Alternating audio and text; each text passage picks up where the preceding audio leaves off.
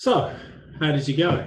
How did you go thinking your way through that? How was the film for you? And then what's it been like applying these ideas around homogenization, heterogeneization, and hybridity to this? How helpful are these as terms? How well do they help illustrate some of the changes that are so dramatically on display in the world before her? What I want to do is to explore some of the ideas that you've just been, revisit some of these ideas, exploring them a little bit further, sharing some of my thoughts on this for what it's worth. But I'd also like to point out that I'm very much looking forward to hearing what you've got to say on this theme as we move along. So let's go into the slides. Homogenization, heterogeneization, hybridization, question mark. And it is very much open, and as I've already indicated, it's perspectival. It's about how you start. It's about how you understand the world to be operating, and how you understand it is going to make an impact on the kinds of ideas that you want to pick up on and use. And most times, where you're coming from will be shared. Some of your perspective will be shared by others who've done some deep thought around this as well. I wonder if you noticed this comment that came out in the PTC article that all music is essentially world music coming out of Bohr. It's an intriguing idea and well worth thinking about. And in fact, we will continue on this idea into next week's, into the next module, where we'll start to focus on world music in some different ways as well. But it's an intriguing thought and well worth holding in mind and returning to at some point. Ritzer, who I presume you've picked up now, is a key commentator in this sphere of globalization, particularly through his work on McDonaldization, as he's come to call it. He's a sociologist. One of the most controversial issues in the study of globalization that he points out is whether or not the process is bringing with it greater global homogenization, especially within the realm of culture. So there's certainly a number of people who believe that to be the case. And it's interesting, isn't it, to look at how Ritzer sees it as somebody who's made a very strong point about how McDonaldization, the routinization of the delivery of fast foods, which he then turns into a grander theme in the great is found in the small. So in the McDonald's restaurants, we see a modus operandi that then starts to apply beyond the fast food industry, that form of rationalization in all sorts of different ways. So at the opposite end of the spectrum is work concepts, work on concepts such as civilizations, creolization, global scapes, a page familiar, localization, also a familiar term, and hybridization, which you now should be familiar with, which all tend to emphasize the retention and even the expansion of heterogeneity. So these two in dynamic tension with each other is part of what I would be suggesting. It comes out of how one thinks about culture, how one imagines culture to be. So culture on the one hand can be seen as bounded. So there's a national culture, Australian culture, Italian culture, etc. And then within those places, there can be local cultures. Although when you think about it, we don't often talk about a West Australian culture. Although in these COVID times, perhaps it's not an invalid way to start to think about some of the ways in which we might start to express difference on the national scene. There's a tendency to see it as pure on the one hand, especially in the remote areas, particularly in places where people were somehow separated from the world, from the broader global forces that have been part of human history for so long. So there can be a tendency to see that in small scale societies in particular. Culture is exclusive. So you either you belong to it or you don't. Culture is different, the point that I've already made and I'm about to return to. On the other hand, we can think about culture as fluid, never fixed in place or time, always in process, always in flux. There's always change. And it does seem to me that in the social sciences, at least, or in sociology, anthropology, the orthodox view is much more on the other hand. However, if you listen carefully, you will see elements of on the one hand coming through in the disciplines, but you'll certainly hear it in more common sense views of culture and how it works. Now, I've already made this point in the opening piece for this module. Beware of a focus on difference, cultural diversity, 19th century reproductions going on here about cultural difference, and it can have some very disturbing effects. Hybridity makes the point on page 90 of his text that for a century the British in India had been mingling and intermarrying with Indians, and in several domains British Indian culture unfolded as a mestizo culture, Anglo-Indians as people began to be called. That began to change in the course of the 19th century due to a new sense of superiority on the part of the English reformers. And we start to see doctrines of racial difference imported from Europe also making their mark. So we see some differences really starting to happen. And he suggests the Indian Mutiny of 1857 is a turning point in this. And what we see is then a notion of a purity that starts to take hold, and the development of a colour bar, which is very much a part of colonial experience in the latter half of the 19th century and into the 20th century. There was a need to stay away from some sort of the polluting other, the dark other, as people, the indigenous people in the particular places started to get perceived. Now, I did want to look this up. I wanted to check this out a bit more, and did find an article about Anglo-Indians, and there's a question here about, is their culture dying out? That's separate to what I want to just raise now. In the 18th century, the British East India Company followed previous Dutch and Portuguese settlers in encouraging employees to marry native women and plant roots. The company even paid a sum for every child born of these cross-cultural unions. Now, the author of this particular piece, a journalist writing for the BBC News, Chris Griffiths, makes the point that, again, also reinforcing Petersy's point, that in the second half of the 19th century, things started to change. And in fact, there was active discouragement of these kind of unions, which then placed people who were mestizo Anglo-Indians into some awkward positions, because they now really do start to get seen as non-citizens, non-people belonging to neither society, but having then their own, they're having to rely on each other in their different ways. And so we get this sense of a distinctive kind of cultural set of practices emerging out of that, that had both an Anglo and an Indian flavour to it. Flavour perhaps being one of the operative words when it comes to the distinctive types of curries that were being made, that Griffiths points to in this particular article. She's also wondering if the culture's dying out.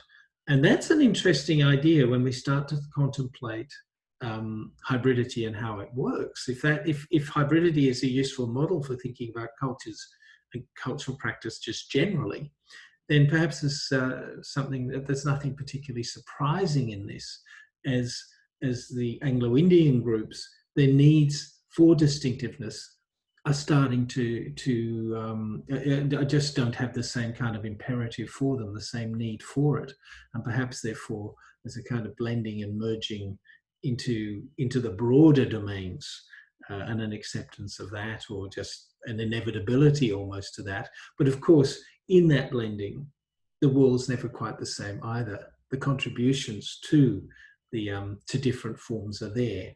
That's in some ways how hybridity works.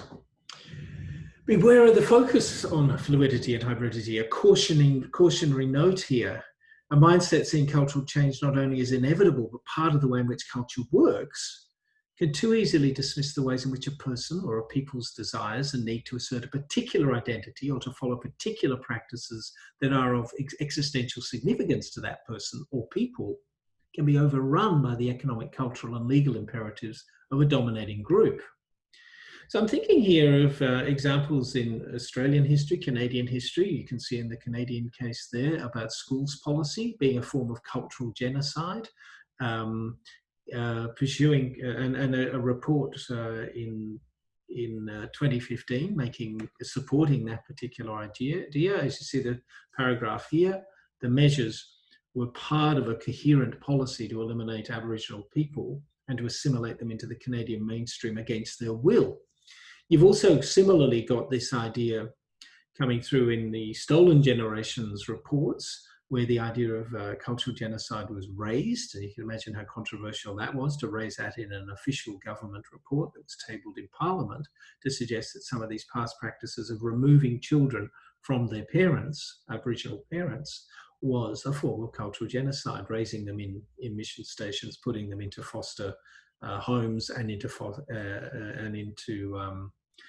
other forms of institutionalized care. Now, there's interesting questions here about the loss of the idea of the loss of culture, which, when we look at it in a just in a life experience point of view, one can't lose one's culture. You're born at a particular place at a particular time, you get raised in a particular way, and that's the culture that you're going to be imbibing. But I think we do have to recognize in all of this conversation that people were denied the opportunity to be part of another group, to be part of the group that they probably feel later in life a greater affinity for than they could ever possibly have realized when they were younger, that they were denied the opportunity to realize the particular potential that being brought up Indigenous would have allowed them to be. So being denied that potential for that, and the whole experience of that may well have been more integrating than their experiences in the kind of particular cultural domains in which they found themselves. So in other words, just picking that idea up, Shoat in 92, a celebration of syncretism and hybridity per se, if not articulated in conjunction with questions of hegemony and neo-colonial power relations, runs the risk of appearing to sanctify, to legitimize the fait accompli of colonial violence. Really important point to keep bearing in mind as we think through these issues. So the need to merge a focus on cultural convergence and divergence arises out of this, and to recognize the dynamic tensions that are there between tradition and change, between the notion of distinctiveness and commonality when we start to think about cultural practices or the cultural dimensions of human existence, the tensions between convergence and divergence, as already pointed out, between structure and agency, the ways in which the structures work to position us in time and place, and the ways in which the individual responds within that are also an important dimension to keep in mind. And there are no easy answers, no simple ways of dealing with the dynamic tension between the needs and rights of people to declare distinctive identity based on tradition, beliefs, and values, and the realities of a more or less constant flow of people, ideas, technologies, media, capital, and materials which reshape traditions, beliefs, and values, bringing changes that may also be embraced by local people, local to greater and lesser degrees, not necessarily embraced fully by any means, but embraced nonetheless out of a certain need to do so, or to be left way behind in the equality stakes, to become even more unequal in society. Okay, so returning to Ritzer, but before I do so, let's just get a definition of cultural homogenization running, the process by which local cultures are transformed or absorbed by dominant outside culture. Now, of course, part of what we're getting at here is questions of degree, really, rather than kind. The degree to which this happens. That's the point that Ritz is clearly making. He offers no definition in that link I gave you into the Encyclopedia of Globalization that I believe he edited. So he's not arguing for the totality of the process. He's arguing it's always partial. And he says that anybody sensible in this area will be doing that. It's so we're talking about the degrees of homogenization. The main point being made, just to quote him from that article, is that there are a number of global forces that are bringing with them a variety of developments that make many societies and cultures around the world more alike than they have ever been before. His example of McDonaldization, which I presume now you've done at least a little bit of reading around. You only need to have the sort of broad concept in mind and be able to use it. Democratization is another way in which you could think about it, not brought up in his particular article, but the ways in which systems of government, of governance, in, say through parliament or judicial legal systems, education systems, health systems, etc., the ways in which they help make societies around the world more alike than they've ever been before is interesting to behold, and to think about. Structural adjustment is also, I've not really seen this raised in the literature I've been reading on this particular form, but as we've already started to explore, the ways in which governments were required to adapt into a more neoliberal form of governance is another way in which we can start to see homogenization at play. It starts to get required of governments all over the world, and as Tontz and Jones point out, it's structural adjustment is a useful way of seeing what's happened in rural Western Australia as well. Now, Martha C. van der Blij wrote the piece on heterogeneity that you read in the dictionary. She's a really interesting person. She's actually an actress and filmmaker, as well as having a PhD in sociology. And so she's written a number of pieces that have been interesting and influential in the area. She talks about three strands of thought when it comes to heterogeneity. Global cultural landscape perceived as heterogeneous patchwork of national and local cultures, almost like as the world was before globalization really starts to hit. Japanese culture, Italian culture that's now being transformed into one global culture, molded by the dominant Americanization or Westernization, as it's often seen. There's another strand of thought that emphasizes the globalization, the creolization, the hybridization, she's saying, paying attention to the dynamics of heterogeneity that's happening below the global level, so at more of the local level. And what we see there is the blending of different forms into new and unique cultural forms. The sort of argument that that Apagari runs in his notions of scapes and the disjuncture and the adapting into place that he refers to. It's worth remembering that Apagari is quoted in one of the readings that I've pointed you to, of saying that in the end, when you look at it, homogenization is the greater force. So there's more homogenization than heterogenization taking place, seems to be his argument, or at least it was at that particular point in time. Heterogeneity is the third strand as an intrinsic quality of the creation of culture itself. It's not merely the absence of homogeneity or a quality essentially transformed through the dynamics of globalization. It just produces heterogenization. That is culture itself. So globalization then restores the boundlessness of culture. It helps us see that. We move away very much from the 19th century view of some sort of purity. And what we get is promoting the endless renewability and diversification of cultural expression rather than homogenization or hybridization, as Albro points out. So in this third approach, the quality of heterogeneity is not attributed to the outcome, but to the very origin of the process of creation of culture itself. Culture, by definition, produces heterogeneity and is in a constant process of doing so. Much more, this is a view, of course, it's much more on the other hand. Then we get to Heterogeneity, hybridization, the ways in which forms become separated from existing practices and recombined with new forms in new practices. He cites Rowan Schelling very early on in the piece, but I don't think he embraces that particular version of hybridization. And indeed, I would argue that what he describes is much more like what van der Blij comes on to describe as well. So his form of hybridization sounds an awful lot like the heterogeneity that the van der Blij is pointing us to. So he makes the point that cultural experiences, past or present, are not simply moving in the direction of cultural uniformity and standardization. Let's get that clear. And I think that's, most people would agree with that. It would seem that Ritzer would as well. The notion of global cultural synchronization is not irrelevant. He certainly makes that point, but he may also suggest that it's fundamentally incomplete. And I can't help wondering if hybridization theory is, well, I'm saying it is surely skeptical of the possibility of such completion. It will not happen. It cannot happen in that way because it always has to adapt into local circumstances, picking up Apagari's insight regarding this. What Peterson goes on to point out is that this is overlooking the impact that non-Western cultures have been making on the West. It's a sort of countercurrent arguments that he puts here. And so Japanese cartoon culture that's impacted so very, very strongly on the West.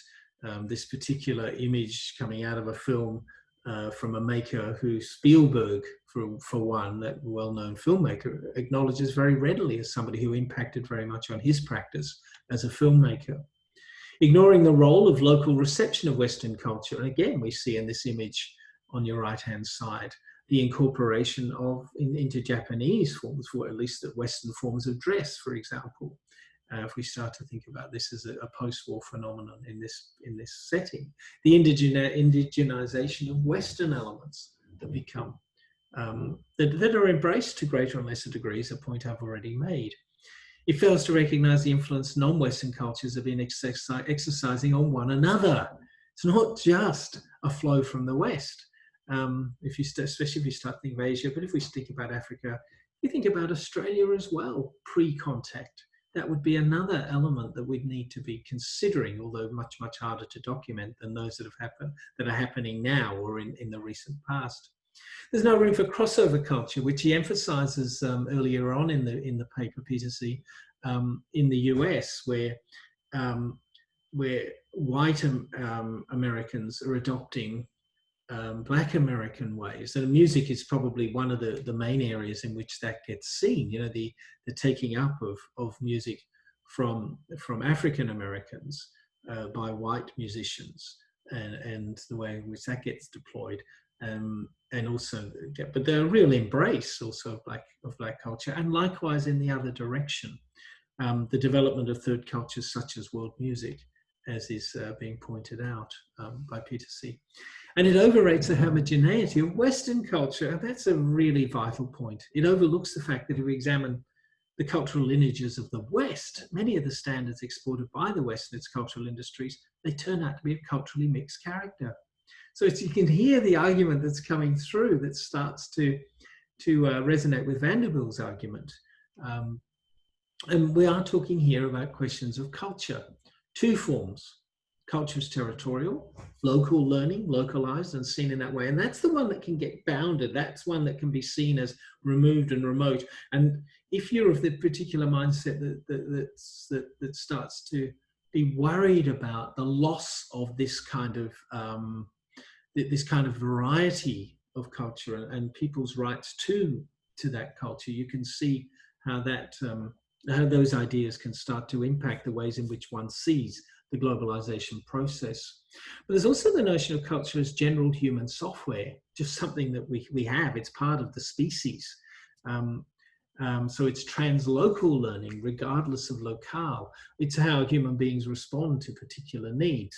You know, we have these grains and we want to turn them into something that we can use more readily. And somewhere along the line, we learn to grind these grains down, produce different types of flour, for example. So it's built into us. We see similar things coming up in these different places.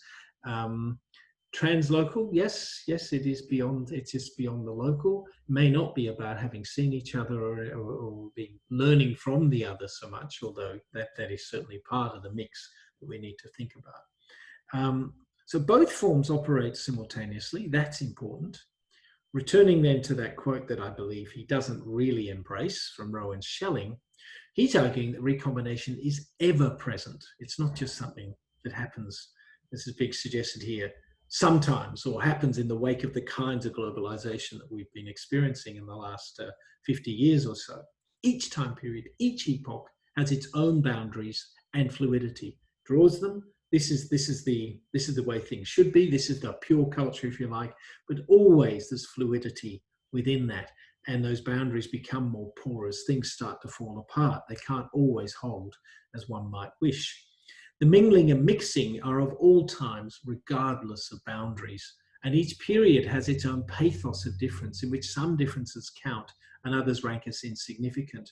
And this is part of what he's getting at with that late 19th century domination of the idea of purity that hit in the British colonies and other European colonies as well, to greater and lesser degrees, so that you get then an emphasis on really maintaining the difference, and this is where you can actually get some sense of purity of form, of people belong over here in this grouping, they have their particular ways, we have our particular ways, and they don't mix very well. And my God, how many times have I heard arguments along those lines?